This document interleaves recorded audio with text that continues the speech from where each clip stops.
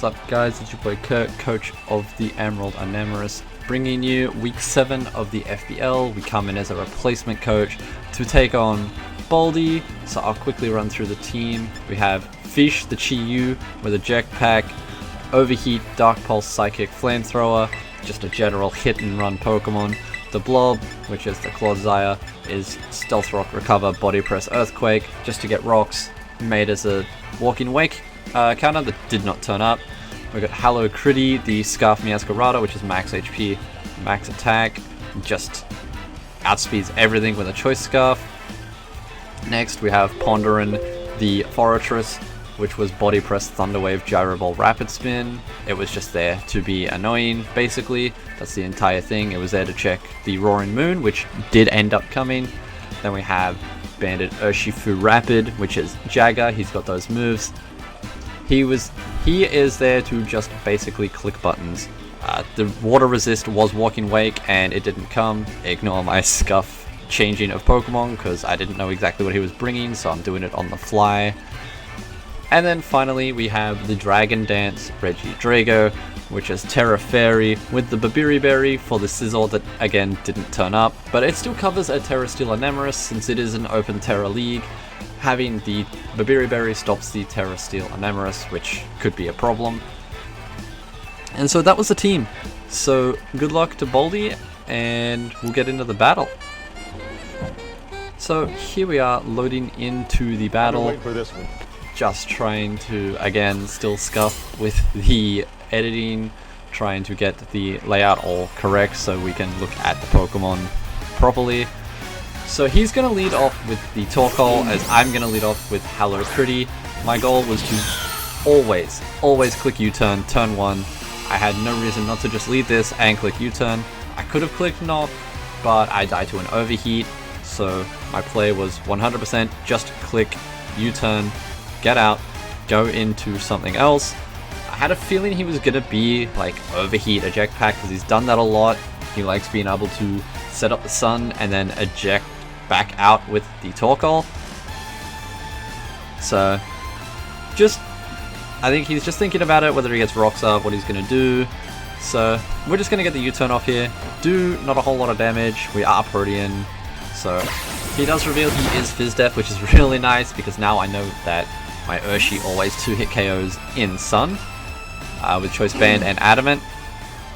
So I thought about it. I thought about going Clodzire, but I felt like I still needed it for Scovillain. I couldn't go into the Fortress. I couldn't go into anything else. So my play was always to go Fish, the Chi-Yu.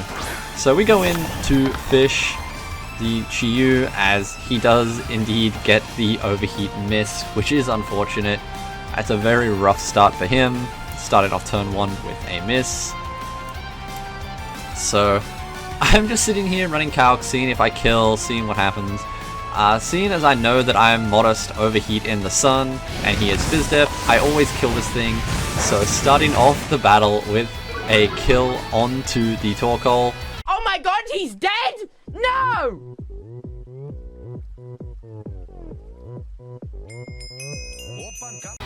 Is huge. So Fish picking up 1 kill and then getting off the eject pack, getting us out, giving him the switch momentum, but we still have the Scarf Miascarada, which outspeeds everything but the Scovillain now in Sun, unless he is booster speed Roaring Moon, which I don't think he will be. I think he'll be booster attack, which is why I think about just going into the Urshifu. Instead, we just go back into Hallow Critty. I get free U-turns again if he goes into anything but the Scovillain. And if he goes Scovillain, I always go into Clodzire because I am Spadef, and that's exactly what this thing's here for this week now. He didn't bring the Walking Wake, which was the dedicated check in the Clodzire, as he does go into the Scovillain, so this is a problem Pokemon. I'm just going to hard switch into Clodzire. I have no reason not to just click Clods here, as even if he goes for a growth, I know that I live a hit even from a Fire Blast in the Sun, so that's huge. So we're going to Clods as he reveals he is growth indeed, so I always live 1. He rolls a kill from Earthquake right here if he does not Terra into a resisting type because of his fire type. I thought about going for rocks here, but I think my play was to always just go for the Earthquake. There was no reason to try and get rocks up. And if he Terras into Terra Grass, then I resist. He doesn't have a super effective hit. He has to go for the Fire Blast to get the kill. And he does indeed Terra into the Terra Ground. So that is a slight problem. I don't have a whole lot that I can do against that. I don't hit it for enough damage anymore. As he does go for the Terra Blast, and this is going to do a lot at +1 because I'm not unaware and I'm water absorbed. So he takes me down into the red as we go for the Earthquake, doing about 50%. So that's a good chunk of damage. It's a really nice hit off on the Scovillain. So I'm looking at it here. He's got 1 turn of Sunlight. I don't think I need this thing anymore because Anemoris always kills with Earth Power from this range. He's going to go for the Terra Ground, but I need Sturdy on my Ponderin, and there's no point going into Regidrago because I'm not set up. So I just click Recover here, just in case he does indeed go for something like a Growth, trying to get extra damage. As he goes for the Flamethrower, killing the Clodsire, so unfortunately Clod's going down very early, but it puts us in a good position because now the sun is gone, and I can go into the Urshifu Rapid Strike. This thing is an absolute monster in this matchup. I absolutely love this thing. His resist was Torkoal in the sun, and that's not a very great resist, or it was Walking Wake, which he didn't bring. So I'm just going to click Banded Surging Strikes. I lose nothing by clicking Surging Strikes. He has only the Fungus that can switch in now. I'm not too scared of that because I do indeed still have fish in the back. But he just stays in, sacks the Scovillain. So Urshifu Rapid picking up its first kill of the match. And it's on the Scovillain, which could have been a problem if he indeed didn't miss the sun. The overheat in the sun with Torkoal was a big shame. As he is now going to bring out the Fungus. And I always go hard into Meowscarada on this, just in case he goes for something like Spore. I don't want to risk that. I can't risk getting put to sleep by this thing.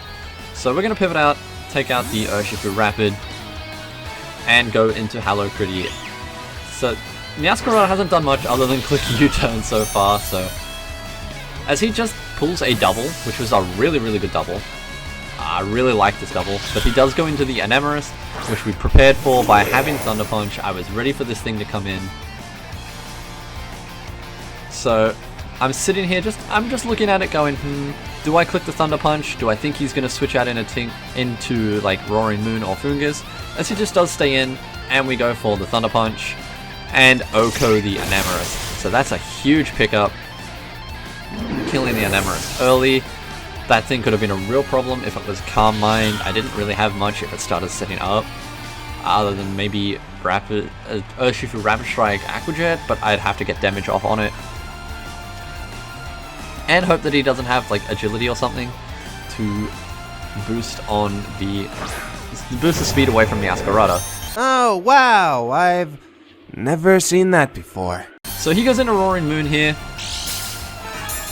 And again, I'm not threatened by this thing. I do have my Fortress. I have the... well, I have Fish as a sack if I need it. But Fortress is always safe. I never die to anything he clicks. Even if he Dragon Dances here, I always live at half from a Crunch, the Rocky Helmet doing chip, and he dies to my Body Press. So I lose nothing by just going into Fortress on his potential DD, because he must realize now that I am Choice Scarf, more than likely. So we're going to bring out Fortress, as he does indeed go for the Dragon Dance. Again, I live one, always, from this thing. I'm not too worried about it. This thing isn't a problem. So I can just fire off a Body Press pretty freely. I did think about T-Waving him and slowing him down. As you can see, I hovered over it, but Body Press was just the safest middle ground play, just in case he did bring out the Ting Lu, because that thing was a problem as well. I didn't really have much for Ting Lu. So we are just gonna click the body press here. I have no reason not to. As he does go into the Ting Lu. This is huge. We're getting chip. We're getting an idea of what his set is. He tells me he's probably more Spadef on his set. So we're just gonna go into Hello Critty. I can always live anything from this Mon. If he decides to click Earthquake, I chew it. If he Ruinations, I've still got half my health. Which Ruination isn't a bad mid-ground play with considering what I have left. So he does go for the Ruination, taking me to half as I'm just going to click U-turn.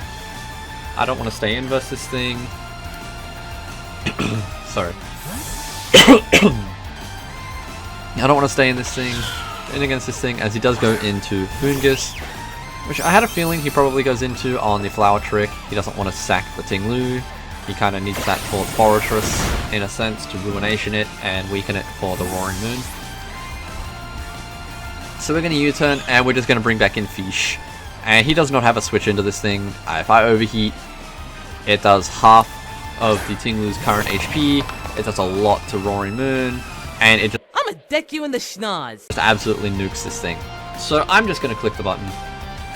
And we click overheat, picking up yet another kill with Fish. That's 2 kills for Fish. Killing the Fungus and the Torkoal. 2 very good mons that stopped me from doing a whole lot in this match.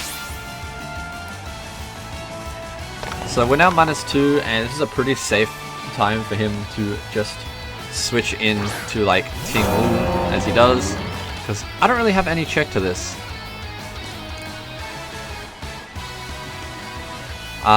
So I'm just gonna go into Regidrago here. I thought about going Urshi, but I didn't really want to risk it because I didn't know his spread on the Roaring Moon. I didn't know what he was packing, more than likely acrobatics. And Regidrago seems like a pretty safe switch because I chew an Earthquake. I'm really, really fat. Like, Regidrago is ridiculously fat. Only 100 HP, and he doesn't even do half with a stab Earthquake. So we're gonna get in Regidrago, float above the ground as he goes for the body press, and we absolutely chew that up. I'm just gonna go for Dragon Dance because I'm here scouting for the Whirlwind. I lose nothing by clicking Dragon Dance if he does Whirlwind. And if I get the right switch in, it works out better for me. So he's gonna Whirlwind, and unfortunately for him, he's going to bring in the Urshifu Rapid.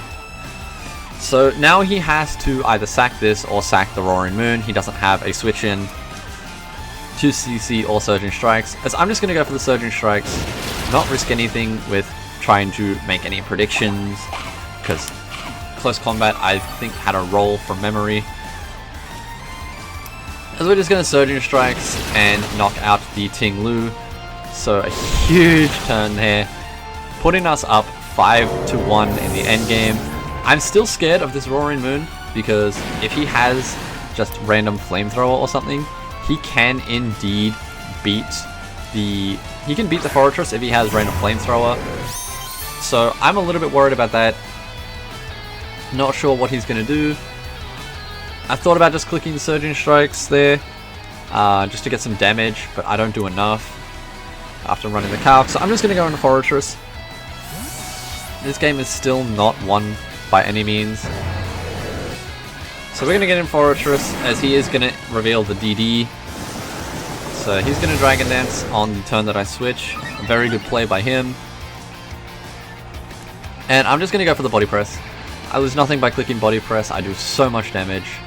As he goes for the Earthquake and reveals that he doesn't have Flamethrower, he has the ground coverage for more than likely my Steel types and the Knuckle stack that I do have on the roster.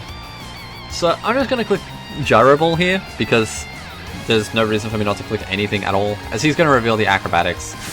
And he's going to die to the Rocky Helmet, so Fortress picking up the final kill of the match on the Roaring Moon. Fortress absolutely goated here. And GG's to Baldy.